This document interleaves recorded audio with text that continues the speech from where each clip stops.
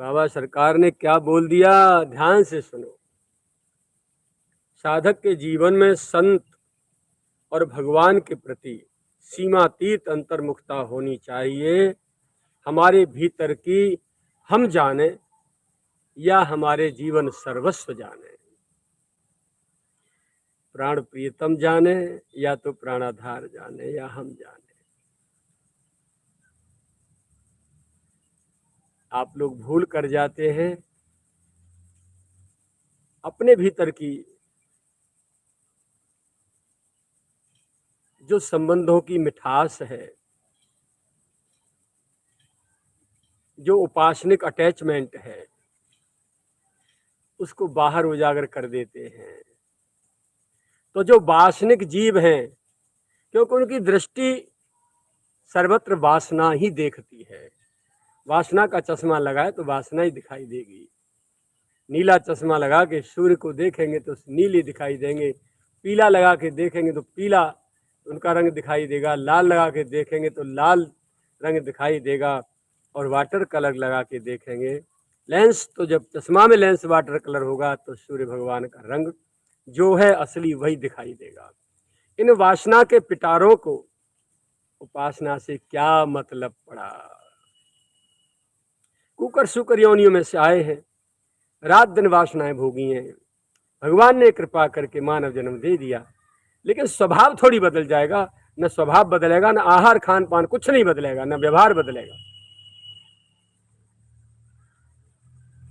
फिर कहीं ऐसे लोगों को पावर और मिल जाए कुछ, फिर देखो कितना शोहर मचाते हैं बिगड़े हुए बाजार की तरह।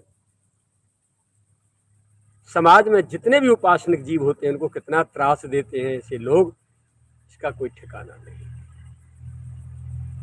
देखते ही बनता है अत्याचार, यद्यपि परिणाम बहुत बुरा होता है। लंबे लंबे प्लास्टिक के पड़ते, इतने लंबे लंबे,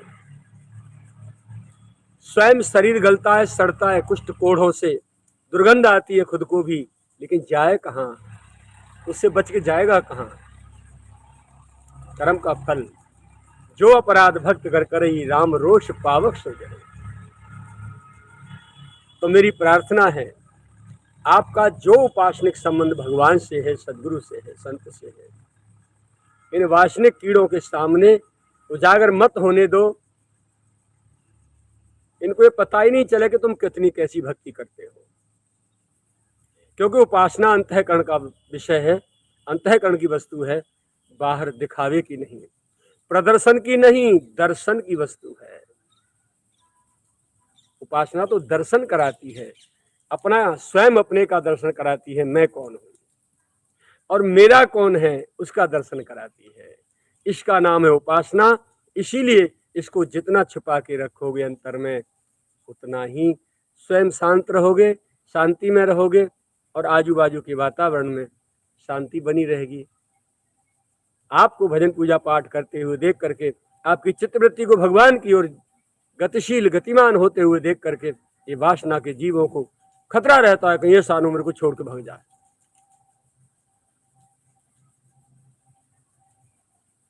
क्योंकि वासना की पूर्ति कैसे होगी फिर। इसलिए इनको बहुत बड़ा खतरा रहता है। जैसे कहावत है ना, चोटनियां अपने पीसने बैठ के सुखावे। जिसने हमेशा, जिस माता बहनों ने अपना अनाज धो धो के चारपाई पे या जमीन में कहीं कपड़ा या त्रिपाल बिछा करके, पोलोथिन बिछाकर अपना अनाज सुखाया धूप में, पिसाने से पहले साफ करके, चोटनियां सबके पीसने चुरा चुरा के लेके आ रही, उनमें से भर लाती, और फिर अपने घर पे लाके जो सुखा रही है ना, तो चोरी का जो जो लूट के लाई है उसे बैठ के सुखा रही है कि कहीं कोई मेरा ले न जाए, भर न ले जाए। तो जगत कैसा, में मोह जैसा। तो इन वासना के कीड़ों को हमेशा यही दिखाई देता है कि मेरी वासना की पूर्ति का माध्यम जो साधन है कहीं मेरे से दूर न हो जाए।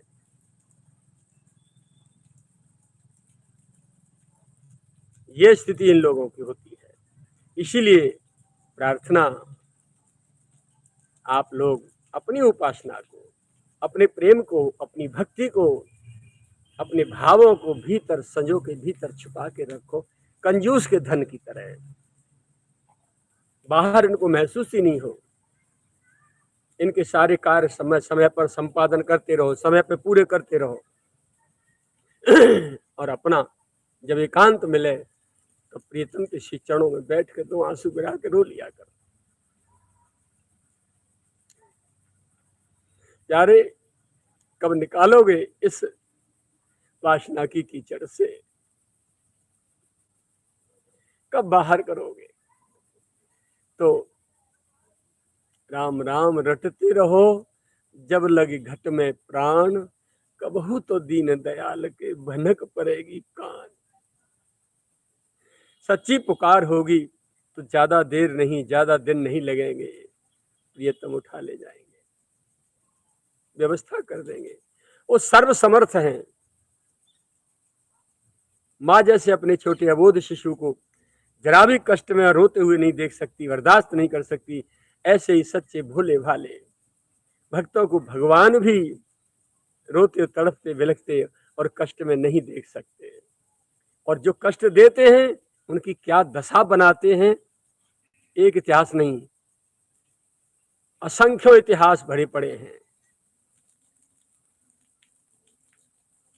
इसीलिए पूज्य श्री कह रहे हैं कि हम जाने या तो हमारे जीवन सर्वस्व प्राण प्रियतम जाने, बस संसार को तो हमारे भीतर की गंध तक भी नहीं लगनी चाहिए। ऐसी अंतर्मुखता हो तभी साधक निर्विघ्न रूप से अपना मार्ग तय कर पाता है। अन्यथा तो ये वासनिक जीव अनेकों प्रकार के विघ्न साधक के मार्ग में ला ला कर खड़े करते चले जाते हैं और उसे प्रियतम से मिलने से रोक लेते हैं, अपने भगवान से रोकने से, मिलने से रोक लेते हैं, अपने भजन पूजा पाठ से भी रोक लेते हैं।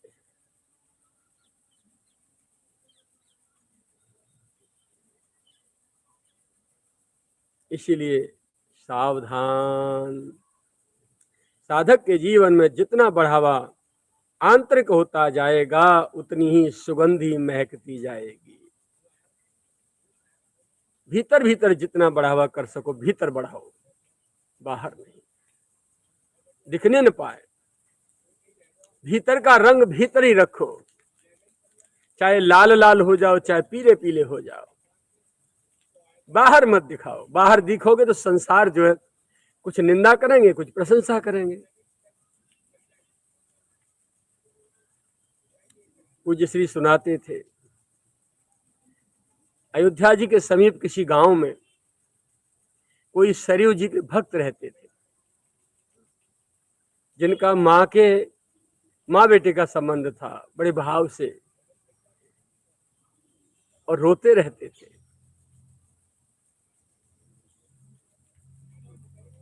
नित्य का स्नान करने का, वंदन पूजन करने का उनका नियम था। रोजाना श्री सरयू जी के किनारे आकर के सरयू मैया को, अयोध्या जी में जैसे मथुरा वृंदावन में श्री यमुना जी हैं, ऐसे ही श्री अयोध्या धाम में सरयू जी हैं। बस जाते, साष्टांग प्रणाम करके स्नान करते, फिर उनका पूजन करते, आरती करते, उन्हें घर से जो ले जाते थे दूध भोगरा की जो सामग्री भोग लगाते और वहीं बैठ के अपना सारा कार्य करते। लेकिन ऐसे समय पर करते जब कोई उन्हें देख नहीं पाता था, अलग एकांत में। बस लोग ये समझते थे बस सरयू स्नान के लिए जाते हैं और कुछ नहीं। लेकिन भीतर भीतर माँ सरयू के श्री चरणों में कितनी अगाध प्रीति थी उनकी, कोई देख नहीं पाया। दैव योग से जब अपनी उम्र पे आकर उनका देहावसान हुआ, शरीरांत हुआ, देहांत हुआ, लोग उनका अर्थी सजा के और सरयू जी को ले जा रहे हैं अग्नि संस्कार के लिए। सरयू किनारे जैसे ही लोग पहुंचे एकदम सरयू जी में बाढ़ आई, अचानक एकदम बाढ़ उठी, वहीं से बाढ़ उठी और इतना जल कि सभी के हाथों में से उस विमान को, उनकी उस अर्थी को फट सरयू मैया बहा ले गई और सभी लोग पूरे सराबोर हो गए जल में और तुरंत फिर वहीं उसी स्थान पर, उसी लेवल पर बहने लगी। ये पूज्य श्री बाबा सरकार के श्री मुख से सुनी हुई घटना है, स्वयं सुनाते थे। भैया उपासना अंतःकरण का विषय है, वासना शरीर का विषय है, और यदि उसे शरीर से पूर्ति करने वाली चीज को धीरे धीरे आप अंतःकरण में बैठा देंगे तो फिर वो आपका जीवन भीतर से और बाहर से आपको बिल्कुल सड़ा देगी। ऊपर से चाहे बहुत बड़े सुंदर दिखाई दोगे आप, डेंट पेंट रंगाई पुताई लिपाई पुताई करके, दुनिया भर के पार्लरों में जा जाके बहुत डेकोरेशन करा करा के आओगे, लेकिन सच्चाई यही होगी कि तुम पूरे सड़े सड़ाए होगे। तुम्हारे विचार सड़े हुए, तुम्हारे आहार सड़ा हुआ, तुम्हारा व्यवहार सड़ा हुआ, तुम्हारी दृष्टि सड़ी हुई, तुम्हारी सोच सड़ी हुई, तुम्हारा जीवन सड़ा हुआ, तुम्हारी संगति सड़ी हुई, सब कुछ सड़ा सड़ा होगा और तुम्हारा अंत भी पूरी तरह सड़ा गला होगा।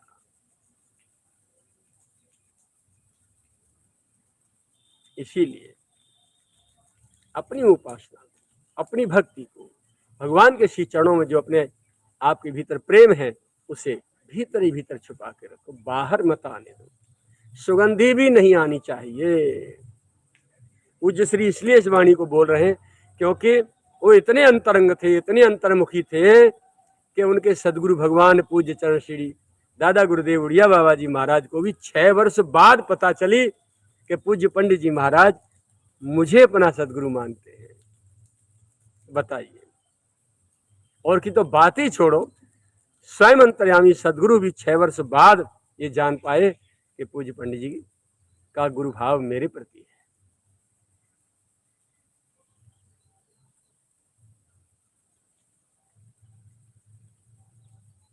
काकी विदुरानी भगवान श्याम सुंदर शांति दूत बनकर हस्तिनापुर गए। कौरवों की सभा में राज दरबार धृतराष्ट्र का सजा हुआ था, वहां कर्ण भी था, महारथी दुर्योधन भी था, दुशासन भी था, पितामह भीष्म, द्रोणाचार्य, कृपाचार्य, अश्वत्थामा आदि आदि बड़े बड़े वीरों से सभा भरी हुई थी। क्योंकि दुर्योधन ने पहले से ही पूरी तरह जाल बिछा के रखा था।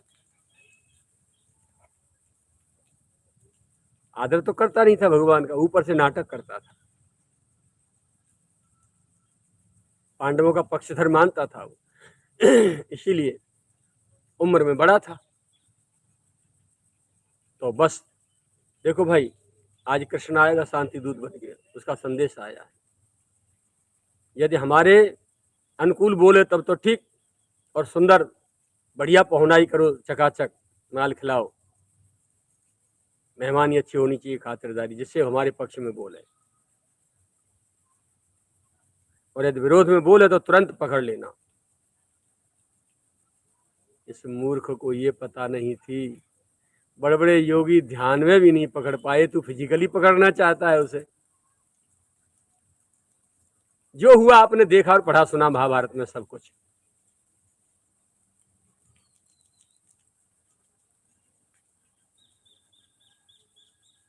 दुर्योधन की मेवा त्यागी, साग विदुर घर खायो, सबते ऊंची प्रेम सगाई। दुर्योधन की मेवा त्यागी, साग विदुर घर खाई, सबते ऊंची प्रेम सगाई। तो विदुरानी ने बताया था क्या कभी किसी को कि मैं भगवान श्री कृष्ण की भक्त हूं या भक्ति करती हूं? कोई जानता भी नहीं था। लेकिन इतने बड़े राजसी ठाट बाट के ऐश्वर्य को और उस मेहमानी को छोड़ करके ये नंद को नटखट, वो बेचारी पगली नहा रही है अंदर अपनी कुटिया में, और बाहर से जाके आवाज लगा दी, काकी काकी। दरवाजा थपथपाया, समझ गई, क्योंकि स्नान करते समय अपने लाडले को मन ही मन लाड लड़ा रही थी और सोच रही थी स्नान करते करते कि मैं तो सब प्रकार से हीन हूं। क्योंकि भक्त दीन होता है, सबसे दीनहीन अपने को मानता है, वास्तव में नहीं होता लेकिन मानता है विनम्रता बस। भीतर भीतर चिंतन कर रही थी। चिंतन की प्रबलता इतनी तीव्र हुई, चिंतन की चुंबक इतनी प्रबल हुई कि त्रिलोकीनाथ को खींच लाई। दरवाजा भाग के खोला, देखा कि काकी तो निर्वस्त्र है, जल में अंग भीगे हैं। तुरंत पीतांबर अपना उड़ा दिया, उड़ा करके बस काकी ने हाथ पकड़ा, श्याम सुंदर ने वस्त्र उड़ाया, भीतर ले आई। पगली को होश भी नहीं है, भागी दौड़ी दाढ़ी, क्या खिलाऊं क्या खिलाऊं। आप लोग सुनते हो, जैसा भी है, कि केला रखे थे, जो भी स्वागत में सम्मान में, क्या खिलाऊं अपने लाल को। तो गूदा गूदा फेंकती गई और छिलका छिलका खिलाती गई। ये कैसे संभव हुआ? इसीलिए संभव हो सका कि इतनी अंतर्मुखी आराधना थी, उपासना थी, श्याम सुंदर के प्रति हृदय में इतना अगाध प्रेम था।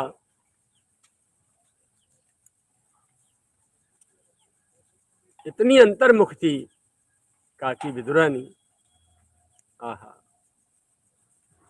कि आज श्याम सुंदर ने उसके भीतर के अंतर प्रेम को बाहर उजागर कर दिया।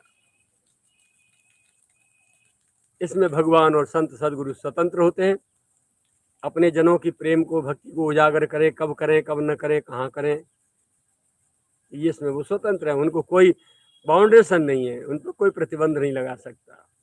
लेकिन भक्त को चाहिए कि वो स्वयं अपने आप को अंतर्मुखी रखे।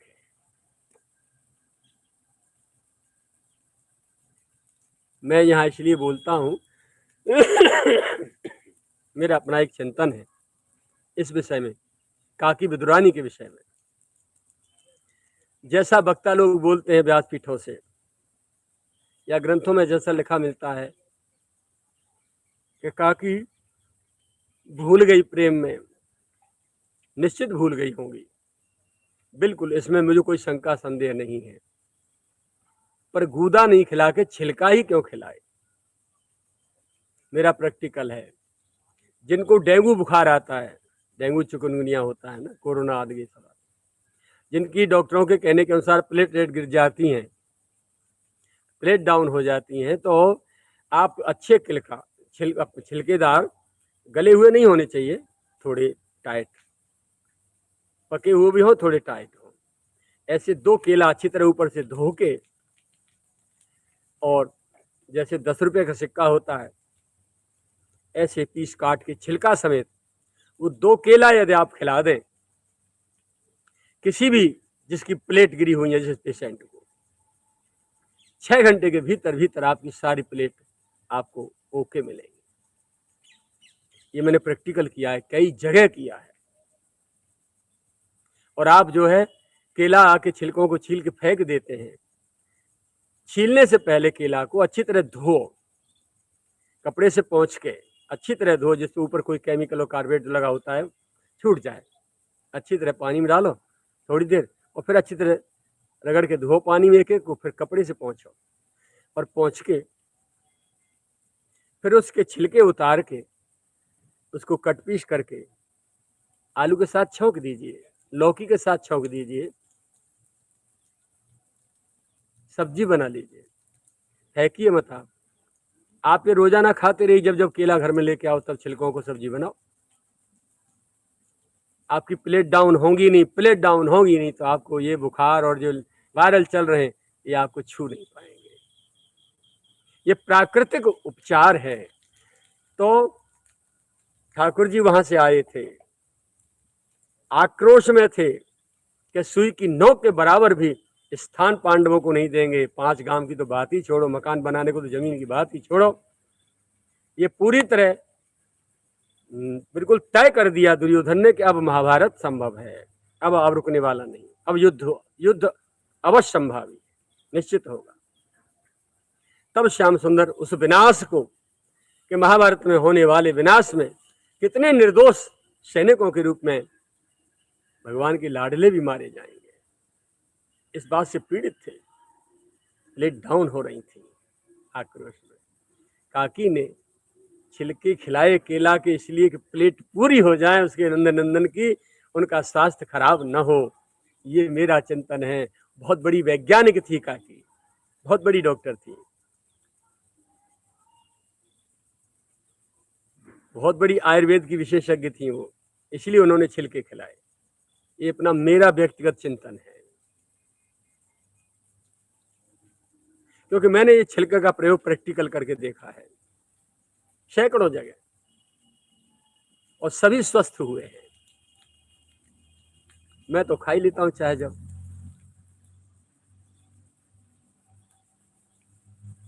तो आप भी इसका सेवन करें, फेंके नहीं। तो जितनी उपासना अंतर्मुखी होगी, विदुरानी के दरबार के तरह दौड़ दौड़ के प्रियतम चले आएंगे बिना बुलाए। चुंबक अपने चिंतन की, अपनी अंतर्मुखता की, चुंबक को रात दिन उसकी कैपेसिटी, उसका चुंबकीय तत्व इतना बढ़ाते जाओ बढ़ाते जाओ बढ़ाते जाओ बढ़ाते जाओ कि त्रिलोकीनाथ को वहां से खींच ले। पैसे को दूर से खींच लेती है ना चुंबक, ऐसे ही माया को नहीं, मायापति को खींच ले। इसीलिए अंतर्मुखता कार्य करती है। और बहिर्मुख दिखावा जो करेंगे आप भजन का, पूजा का, भक्ति पाठ का, तो आपके वातावरण में, आपके परिवार में जो इस लाइन के व्यक्ति नहीं है, उपासना के व्यक्ति नहीं है, जिनके विचार वासनिक हैं, वो उपद्रव मचाएंगे। बस उनके उपद्रव से घर की शांति भंग होगी, तो फिर आपको शांति कहाँ मिलेगी? आप भी अशांत होते रहेंगे। इसीलिए पूज्य बाबा महाराज की वाणी को अपने में धारण करें।